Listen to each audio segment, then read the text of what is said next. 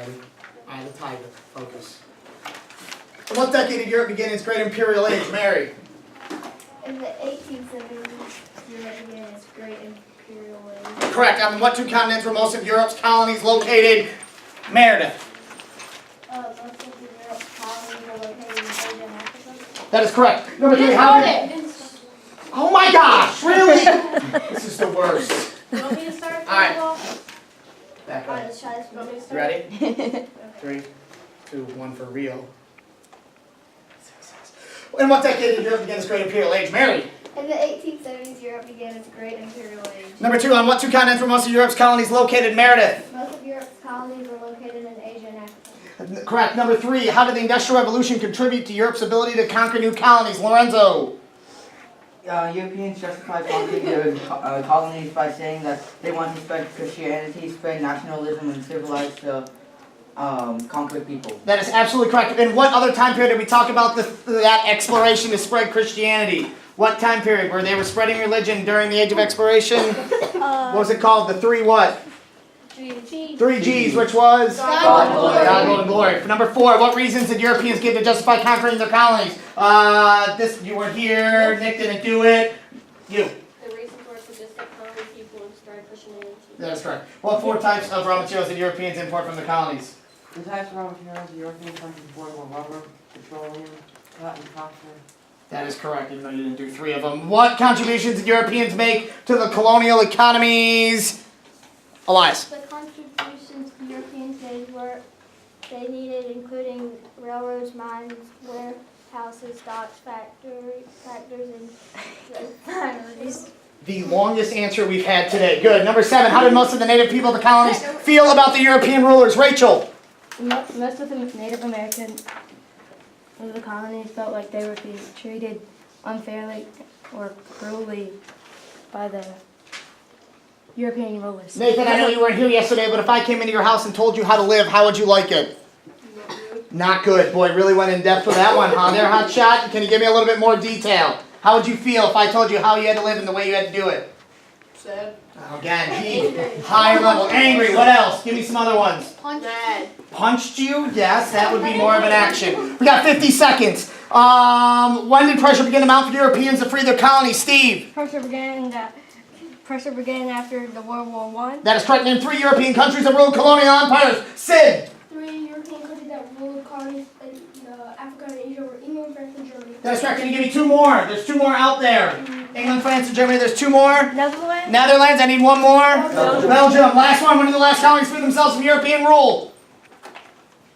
The last colonies were freed by 1960. 1960. What's the name of the famous South African individual who fought for independence? Wow. Good work. Woo! Way to beat, Sid. That's the fastest one we've had yet. Good job. 24 seconds means the new record is 2 minutes and 36 seconds. So that is a much improved time. 16 seconds better than the first group. Now that we went through it at light speed, does anybody have any questions individually that you did not understand? Maybe Braxton, because you had 3 of them that you didn't answer. What do you think your reasons were? Don't put that away yet. Don't put that away yet. What do you think the reasons, what were the ones that you missed? Why did you miss them? I couldn't find them. Couldn't find them. Which one did you miss? Maybe we can help you find it. 3, 4, and 6. 2, 4, and 6. 3, 4, and 6. 3, 4, and 6. Which one is 3? Help me out. Oh, I got it. Sid, where'd you see it? Said over. Steve, you want to help him out? The Industrial Revolution contributed directly to the European nations' ability to rule, get over their colonies. European industrial strength gave. So, leave that out. What I want you to do is I want you to get in your face-on groups, please. Face-on groups. So, 1, 2, you hold out with James. 3, 4, you guys are one face-on group, and I want you 2 to hop in with Ricky, come up here. James, you're going to hop in with Ethan's group. Show them how to get those desks set up. You have 2 minutes. Ready? Go. It's like, you see that? You can just turn around. Hey. Alright. I got it. You are group 1. Scoot over, Steve, sit down. You are group 2. Alright, you gotta sit there. Hey. You are group 1. Oh, no. You are group 2. Yeah, let's not do that. 45 seconds to go. Ish. 45-ish. Oh my gosh, you are miles away from getting this together. You are group 1. Okay? Group 1.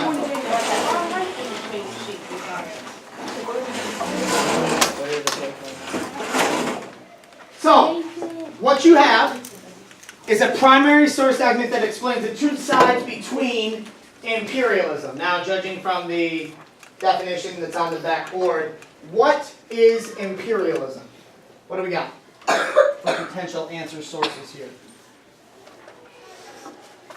Yes? When one country takes over another due to a smaller country in an attempt to control their natural resources or land or where. What's an example of a natural resource? I got Go ahead. We just handed off the question on our homework. What do you got? Rubber. Yeah? Give me another one. Iron. Iron? Coal. Coal? Copper. Copper could work, yes. Cotton. Where's your reading? Where's your reading? I got one. Yeah? Cotton. Cotton is an example of a natural resource. So, we're talking about where one country takes over another country in an attempt to control its resources and its way of life. What you have in front of you is a reading that you guys are going to go through together. You're going to talk to the text and you're going to answer those questions. You have 12 minutes to answer those 4 questions. When the 12 minutes are up, group 1's going to come up. You're going to give your answers. Group 2's going to learn from you and we're going to talk our way through it. After group 1 goes, we flip. Then group 2 goes up, group 1 sits back down, you get the information from group 2, okay? Now, at the end we have an exit ticket that you'll be using, that's why you're all logged into your Chromebooks. Everybody good? 12 minutes on the clock, correct? Correct? Correct? Good, good. 12 minutes begins now. One other thing. 12 minutes, I will be coming around to check your essays that you had to do for homework, so that I can grade those and see how well we did on them. Okay? Go. It is possible not to consider failure. Number 1. Just listing all the inventions is not, that's not an essay. All you did was just tell all the things that we use. You gotta tell me why. Go back to the essay. Classroom. Use right speech. Use your lowercase letters are bigger than capital What? I don't have the AR. What was the most Western important civilizations. fact the Industrial Revolution had? Not what was the most important invention. Okay? So fix that and then bring it back. I'm swinging around.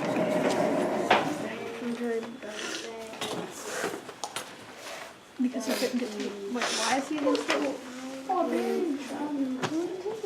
Do we need to read this again? What should I put? A great poem or and have it about? Wait, how many do you have? 4? 3. So yeah, I think that's the next one. Which one? This one? I think the What should I put? A great poem tribes and savages. barbarian tribes. And Barbarian tribes, yeah.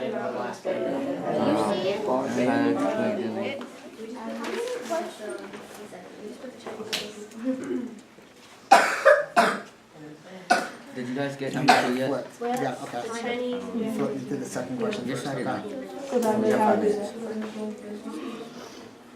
that. See, that's a...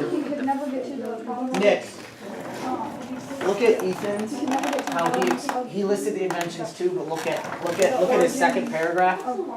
The second one. You see the second paragraph? See how he describes the impact that it had? He lists them, but he also describes it, right?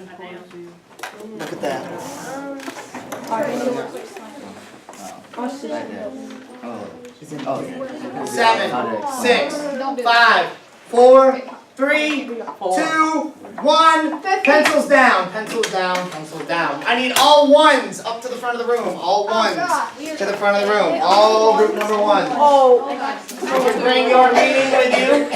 All group number 1s to the front. There you go. There. That's it. Get them all. What is desirability? What are some things that you may have desirability for? Like liver and onions or leftover dog turds? What are we looking for here? What kind of food would you have desirability for? Your favorite food? Like what?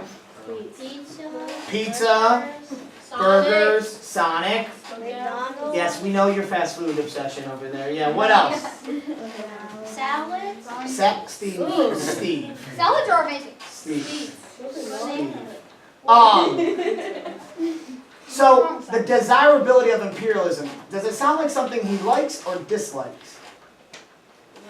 He likes, right? You wouldn't have desirability for, a flip-flop covered in steak sauce, all right? We would want desirability for maybe a nice steak, or in my case, quesadillas are among my favorite foods to eat. So, also, Paul Leroy Bellew. If you look at that name, where do you think this person might come from? What country? Belgium. Europe is a continent. What country? France, right? And what do we know about France from your homework yesterday? Did they engage in imperialism? Yes. Absolutely they did. So let's see what he says. It is impossible not to consider imperialism as one of the tasks imposed or put upon the civilized states for the last 4 centuries, more particularly on our age. The present day world is, Lorenzo? It's composed of 4 different categories in terms of types of civilizations. First is that of our Western civilization, our own part. A second part is inhabited by who, Katie? People of a different civilization that organize to coherent and stable societies in this time of history and present character to govern themselves. Go. The Chinese and Japanese peoples, for example, So which one does he think is at the highest? Which one do you think is higher? The people from Western civilization or the people from China and Japan? Western civilization, and then China and Japan are second, but they're not as good as the Western. What does he mean by Western? People from what continent? America. Nope, that's a country, bud. Europe. If you look at the map back here, he's saying people from Europe are first. People from China and Japan, well, you're okay, but you're not us. All right? We're going to get to the reasons why he thinks that. So, the third group. And the third people advanced in some respects, but ones that have deteriorated or ones that have not been able to exceed expectations. And finally, a great part of the world is inhabited by barbarian tribes or savages, not 21, but some given over to wars without end and to brutal customs. Others that know so little about the arts. Does he mean like finger painting, or what does he mean by the arts? Yeah, like what? Like give me an example of like something that today we would call the arts. Think back to the Renaissance. Music, what else? Dance. Art. Good work. So, the arts, they conclude in like musicals or plays or the stage or movies. So little accustomed to work and to invention that they do not know how to exploit the land and its natural riches. They live in little groups, hungry and scattered in enormous territories which could allow a vast number of people to live with ease. The state of the world implies for the civilized people. Where do you think the civilized people come from? In his opinion, in Paul's opinion. What 4 categories does he break them into? Alright? And I'm going to leave it to you guys. How would you explain to these 2 groups out here, how would you explain the 4 categories? Someone volunteer to raise your hand and go first for me, please. Give me one category, the first category that they should have written down. Ethan? Western civilization. There it is, Western civilization. People from where, Ethan? Yes, you need it right. You gotta have it all filled in. France. That's an example, but can you be even more generic? People from where? What continent? Europe. Europe. So the first group are Western civilization from Europe, right? There it is. The fourth group is from Africa. Now I want you to think about something. China and Japan were very successful, right? Europe was fairly successful, but why couldn't China and Japan be on the level of Europe? We're good enough. They didn't have factories or anything. No, they did have some industrialization, not as much as they did, but They didn't have natural resources? no, not quite. We have all the raw materials. It has no difference. You two, stop. You have two countries that have both existed for a long time. China and Japan were actually probably more powerful than Europe at the start. But why did Europe say it was better? It's totally a made-up reason. It They're doesn't. better. What's I that? think they're better. Because why? They have more, like, inventions. Because they're what? They have. There it is, Ricky. Did they look the same as the Europeans? No. No. And we're the best, guys, the Europeans are saying, we're the best because of the color of our skin. Does that make any sense whatsoever? Sure about that one? Steve? Yeah, it's a no. It's an emphatic no, okay? Where you're born and what you look like has no impact on your ability, right? Third, Latin America. Do they look like Europeans? So they're able to take them over. And the last group, Africans, do they look anything like Europeans? No. So, really, the Europeans' whole motivation for taking over, was it based on the fact that they didn't know anything about art, or that they had brutal customs or wars? What was the reason that they thought they could take over? They were bad. They thought they were better. Because of why? Skin color. Which, what do we call that today? If you think you're better than somebody else because of your skin color, you call that? Racism. So, do we see the real motivation for imperialism?